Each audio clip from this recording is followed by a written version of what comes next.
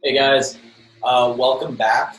In this video, we want to talk to you a little bit about your tastes and taste preferences and your diet and what you think is like good food. yeah, and basically how taste kind of interacts with your life and your body composition. I think that we can say taste preferences really date back to infancy. Yes. So when your parents said you had to eat all your vegetables before you get your dessert, that is something that conditions us to expect the dessert to be phenomenal. Even if you're not so much of a sweets lover, you still get conditioned like and excited as a child. And that trickles over to adulthood too. And you treat yourself when you're having a bad day with those foods that were glorified as a child. It puts it on a pedestal. Yeah, whether we like it or not. And those of you that hate vegetables, this usually is at play a little bit. Like it's some subconscious programming. Yeah. And, you know, there's obviously an evolutionarily conserved mechanism where our brains do seek out high-calorie, high-fat, high-carbohydrate foods that it perceives as being nutrient-dense. Well, I think when we're younger, too, I think that kids... I said nutrient-dense. I meant to say calorie-dense. Yeah, most of these foods usually are nutrient-dense. So, had to correct myself there. No, I think kids do preferentiate these foods anyways, just because vegetables don't offer much usable energy. Yeah, but and we're growing. That's like not what we're talking about, though. Yeah, I mean, we're talking about like preferences. Like I can't eat vegetables because they don't taste good. That kind of thing. Yeah, and so here's something. Has any food that you either used to hate or love, do you now love or hate that food? Like, have your taste preferences changed over time as you become an adult? Probably. A good example of this is oysters, right? It's a delicacy. It was not always a delicacy. They were like shit food for like the poor people, right? But then they became a delicacy, and we now like try to choke them down, which is insane. Better example. Sorry.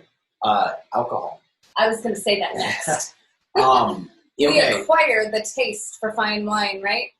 Yeah, or, I mean, shoot, even, like, why is it that every vodka mixed drink you have needs to, like, have all these things mixed in with it? It's because alcohol tastes like shit. Yeah, give a kid, you know, a shot of Grey Goose, and they're going to, like, spit it out. Like, this is horrible. And most adults have that, too. Like, I would argue the majority of adults like prefer to have a mixed drink over taking a shot, because even just that brief exposure to the alcohol is just like... And even if they do drink straight alcohol, it is all conditioning of our tastes, because we think we associate it with being a badass. And so that's why we do it, not because we enjoy the taste of it. Yeah, being a badass, social acceptance. Being a tough boy or a tough woman, like that's a big one now, like women drinking whiskey. Yeah. And then, obviously, the more that you drink, the more you get used to it, because, first of all, like, during the drinking itself, intoxication just kills your taste and everything. Well, yeah, and then you get the endorphin rush. But the same thing with hyperpalatable foods. Yep. You get that same rush that goes on, and then you associate those foods with that. Yeah. The point is we condition ourselves to what we like to eat, right? And you can condition yourself to like salads. Yeah, exactly. I mean... It just takes work and undoing of faulty programming and what your parents taught you as a child. Yeah, the proof's kind of just in every single one of us by virtue of growing up. When you were a kid, you liked certain things and disliked others. And some of those preferences have now changed as you entered into adulthood. And you got further away from, like, people that put them on pedestal and were conditioning you to think that they were special. Yeah. And like, as you put space in between them and you have your own brain and you think, you reevaluate those beliefs. Yeah, and so you can do that today as an adult. You can still do that. All you have to do is use a little willpower in the beginning before it turns into a habit. I don't like, yeah, you could. But I like dismantling beliefs. Like, is it really that right? Yeah. Like, dismantling subconscious beliefs will take you further than any kind of willpower. Yeah, I agree with that. Even initially. Yeah, I agree with that. But just be consistent with it. Like, if you're trying to make yourself eat more vegetables, you're never going to do it unless you eat more vegetables. And over time, you will become more accustomed to those veggies, and they will start to taste more normal to you. And you'll crave those instead of the hyper-palatable calorie-dense foods. Yeah, and even if your goal is to, for example, eat less treats, like eat less sugary and fatty, hyper-palatable treats, if you just start putting more distance between you and those foods, you will become desensitized to, or you will become more sensitized to them, because regular consumption desensitizes.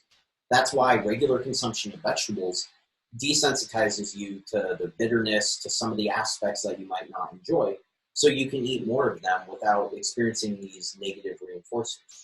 It's the same with hyperpalatable foods. It desensitizes you to their sweetness or their deliciousness, so you eat more of them to get that same high, to get that same dopamine. And endorphin rush. So if you distance yourself, then, you know, what was once not very sweet might be overwhelmingly sweet if you were to eat it again. And that's going to limit your intake. And we see this in, I'm just going to use a low-fat diet for an example. When you put people on a low-fat diet, they become more sensitive to the taste of fat in their mouth. Why? Because they've been eating very low amounts of fat, so they become more sensitive to that nutrient. Sensitive to it. Yeah, and I've had that happen to me after dieting. I'm like, oh my god, this is so greasy, it's gross. Yeah. When it's like not. Yeah.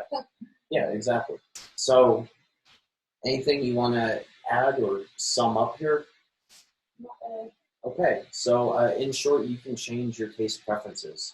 The foods you like or don't like can be modified. Yeah, and just evaluate, like, think back to when you were a child and how your parents approached mealtime. That's where a lot of our faulty beliefs stem from. Yep. If you enjoyed this video, then great. That's what we're trying to do. And if you know someone who you think the content of this video would help out, then please share this video with them.